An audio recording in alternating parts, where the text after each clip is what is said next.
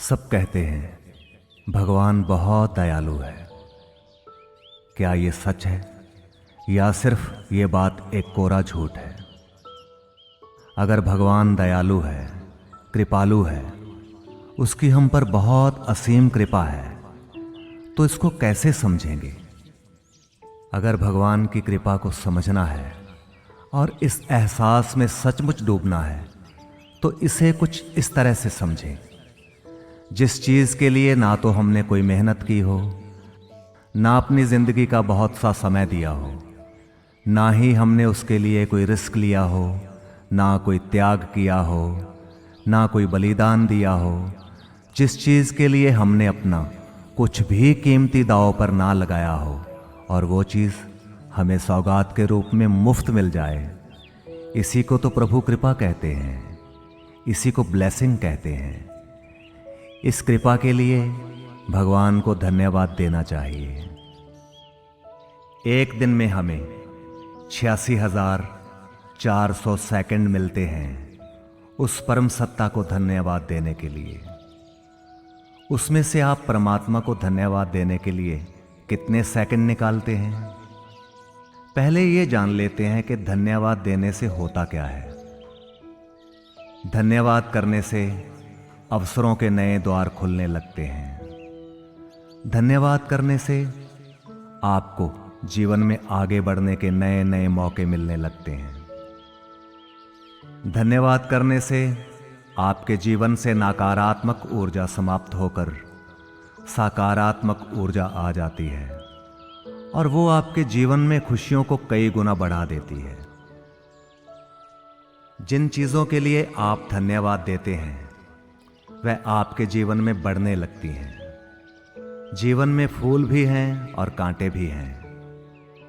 कांटों को छोड़कर फूलों पर ध्यान दें तो जीवन की बगिया में फूल ही फूल खिलने लगेंगे।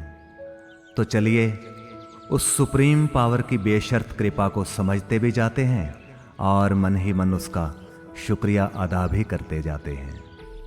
आंखें ईश्वर का बहुत बड़ा वरदान है।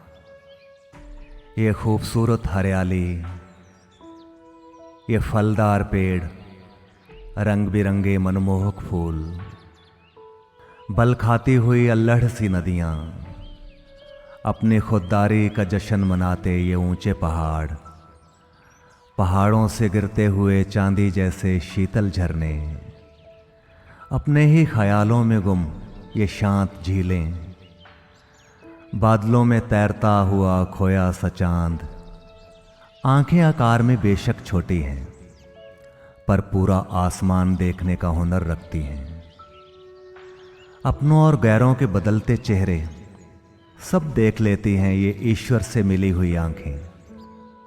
आंखें ईश्वर से मिला हुआ सबसे बड़ा वरदान है। आंखों की भाषा पूरी दुनिया में एक जैसी है। आंख मिलाना, आंख चुराना, आंख मारना, आंख झुकाना, तो कभी आंख दिखाना। ये भाषा हमें किसी स्कूल कॉलेज में नहीं सिखाई जाती। ये हमें ईश्वर ही सिखाता है प्रकृति के माध्यम से। मैं तो अपनी आंखों के लिए ईश्वर का बहुत बहुत आभारी हूं। ईश्वर का लाख लाख शुक्र है कि मैं अंधा नहीं हूं। पैर, ईश्वर ने हमें पैर दिए हैं ताकि हम चल फिर सकें। बचपन से ही लड़खड़ा कर निकल पड़ते हैं ये कदम एक अनजाने से सफर पर। चलते रहते हैं हमारा बोझ लेकर, कभी तेज तो कभी धीमे, कभी लड़खड़ाते तो कभी थक कर आराम करते ये हमारे छोटे से पैर।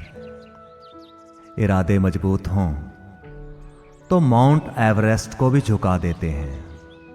हौसले बुलंद हों तो ये नाप लेते हैं लंबी से लंबी दूरियों को। हमारे रास्ते में गड्ढे खोदने वाले हमारे कदमों को छलांग लगाना सिखाते हैं। किसी के पैरों में गिरकर कामयाबी पाने से बेहतर है अपने कदमों पर चलकर कुछ बनने की ठान लो। कभी अपने ही पैरों को छूकर कहकर देखना, मेरा मुझी को नमस्कार। अनुभव से कहता हूं, उस पल में तुम परमात्मा हो जाओगे। किसी अपाहिज को देखना, फिर पता चलेगा इन कदमों की कीमत कितनी बड़ी है।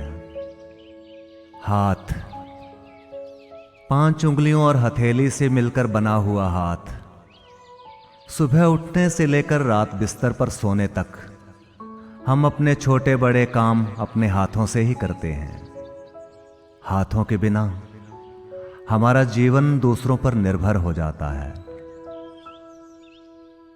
हाथों की कीमत को समझना है तो सिर्फ एक दिन अपने हाथों से काम लेना बंद कर दें। बिना कोई फीस दिए आपको बहुत कुछ समझ में आ जाएगा। आंखें मंजिल पे लगी हों, हौसले बुलंद हों, इरादे नेक हों, दिल में साहस हो, हाथ मजबूत हों, तो कामयाबी कभी तुम्हारे हाथ से नहीं निकल सकती।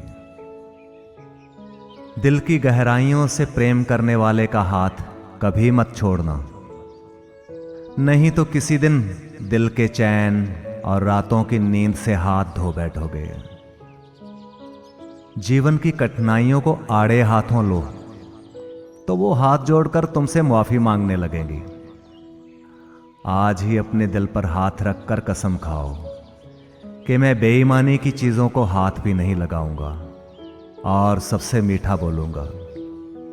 अगर कड़वा बोलोगे तो शहद भी नहीं बेच पाओगे। अगर मीठा बोलोगे तो तुम्हारी मिर्ची भी हाथों हाथ बिक जाएगी। हाथ पर हाथ रखकर बैठे रहने से कुछ नहीं होगा। हमारी सोच से बहुत बड़ी कीमत है इन हाथों की। इन हाथों का सही उपयोग करो और भगवान को धन्यवाद दो। परमात्मा ने हमें नाक दिया ताकि हम सांस ले सकें, बदबू से बच सकें और खुशबू का लुत्फ ले सकें। हमारे समाज में तीखी और तलवार जैसी नाक को सुंदर समझा जाता है, तो किसी दूसरे समाज में चपटी और मोटी नाक की अपनी ही गरिमा है। लेकिन एक बात तो पक्की है कि उल्टे पुल्टे काम करोगे तो खानदान के सामने नाक तो सबकी कटती ही कटती है। कुछ लोगों का गुस्सा उनकी नाक पर ही रहता है। अरे भाई, नाक है, कोई किराए का कमरा थोड़ा ही है। कुछ लोग बात बात पर नाक भौं चढ़ाने लगते हैं। आजकल भ्रष्टाचारियों की नाक में नकेल डालना बहुत जरूरी हो गया है, नहीं तो ये पूरे समाज की नाक में दम करके ही रखेंगे। कुछ बिना मतलब के नकचढ़े लोगों के सामने नाक रगड़ने की बजाय अपनी मंजिल निर्धारित करो और बिल्कुल अपनी नाक की सीध उस तरफ बढ़ते चलो। तुम कामयाब हो जाओगे। नाक जैसी अद्भुत चीज के लिए ईश्वर का शुक्रिया तो बनता ही है ना। जुबान, जीभ स्वाद लेने और बोलने का काम करती है। स्वाद की बात चलते ही हमारे मुंह में पानी आने लगता है। जुबान, जीभ खट्टा, मीठा, नमकीन, कड़वा, कुसैला, जीभ के माध्यम से हम कितने स्वाद लेते हैं। जुबान से मीठा बोलो तो ये दिल जीत लेती है। कहते हैं जुबान में हड्डी नहीं होती, लेकिन बहुत बार ये अनाप शनाप बोलने वाले की हड्डियां तोड़वा देती है। कभी भी विवाद और कुतर्क करने वालों से जुबान लड़ाकर अपनी जुबान को गंदा मत करना। समय आने पर इनकी जुबान पर खुद ही ताले लग जाएंगे। जुबान देकर बदल जाने वाले वचन के ही नहीं बल्कि अकल के भी कच्चे होते हैं। इस जुबान का एक और अहम काम है और वो है परमात्मा का सुमिरन, भजन, कीर्तन। संतजन कहते हैं इससे तन और मन दोनों ही निर्मल होने लगते हैं। किसी गूंगे की पीड़ा हम नहीं समझ पाएंगे क्योंकि हमारे पास बोलने के लिए एक जुबान है। शिकायत छोड़िए। ईश्वर ने जो दिया है उसके प्रति धन्यवाद से भरकर जिए। ईश्वर ने हमें इतने कीमती और उपयोगी अंग दिए हैं कि धन्यवाद ना दें तो हम शायद एहसान फरामोश कहलाएंगे। कान दिए ताकि हम एक दूसरे की बात सुन सकें और आपस में वार्तालाप कर सकें। बेहतर है अच्छी और सार्थक बातें ही सुने। निंदा, चुगली, इन चीजों से अपने कानों को हमेशा दूर रखें। ईश्वर ने हमें दिल दिया ताकि बिना रुके 24 घंटे शरीर में रक्त संचार होता रहे। दिमाग दिया ताकि हम सोच सकें। बुद्धि दी ताकि हम अच्छे बुरे का फैसला ले सकें। इसी बुद्धि से हम एहसास कर पाएंगे कि भगवान कृपालु है या नहीं। जीने के लिए सांस मुफ्त मिल रही है, सूरज की धूप मुफ्त मिल रही है, चांद की चांदनी मुफ्त मिल रही है, सितारों भरी खूबसूरत रात मुफ्त में दिखाई जा रही है। उगते और डूबते सूरज की फिल्म हर रोज मुफ्त में उपलब्ध है।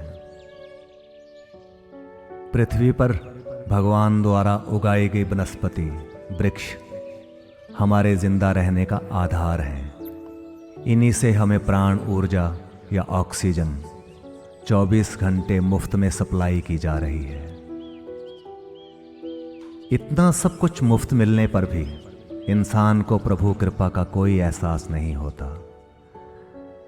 झरने, नदियां, दरिया, समंदर बनाकर हमारे लिए पानी का बहुत व्यापक इंतजाम किया गया है, वो भी बिल्कुल मुफ्त में। लेकिन मनुष्य के मन में इसके लिए कोई प्रेम, कोई अहोभाव, कोई शुक्रिया नहीं है।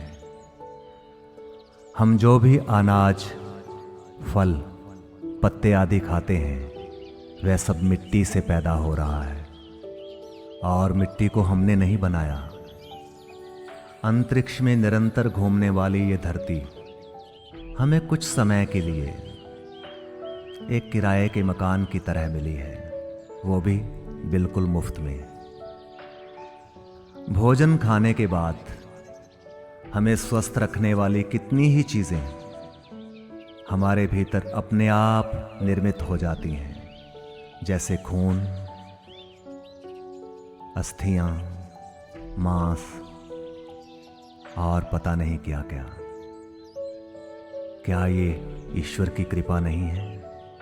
और इसमें हमारा क्या योगदान है? अगर वीडियो देखने के बाद आपके दिल में भगवान को शुक्रिया कहने का पवित्र भाव पैदा हुआ है तो समझना कि आप भाग्यशाली हैं। कोशिश करें कि ये प्रेम और अहोभाव आपके जीवन के 24 घंटों पर छा जाए और आप पाएंगे कि आप पृथ्वी पर नहीं बल्कि स्वर्ग में हैं। मेरे साथ समय बिताने के लिए बहुत बहुत शुक्रिया। अहोभाव, अहोभाव, अहोभाव।